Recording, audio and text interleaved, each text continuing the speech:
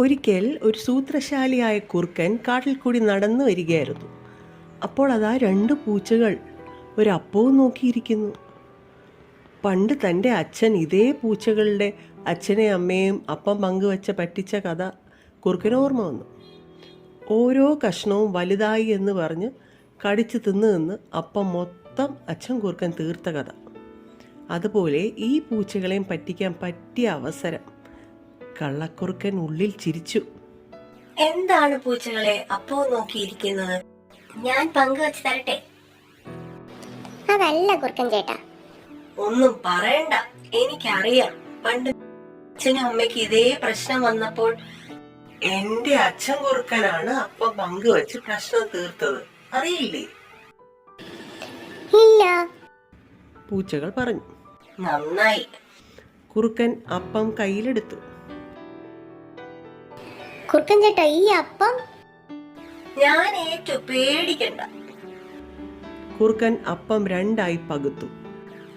അയ്യോ, ഒരു കഷ്ണം കുറച്ച് വലുതായി പോയല്ലോ മക്കളെ. ആ കഷ്ണം കുറുക്കൻ ഒരു കടി.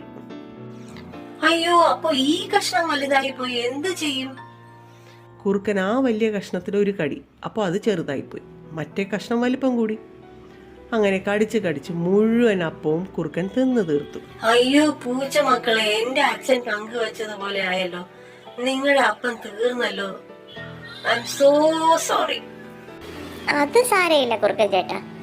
മണ്ടന്മാരായ പൂച്ചകളെ, എന്റെ അച്ഛൻ നിങ്ങളുടെ അച്ഛനെയും അമ്മയും പറ്റിച്ചതുപോലെ ഞാൻ നിങ്ങളെയും പറ്റിച്ചതാണ്.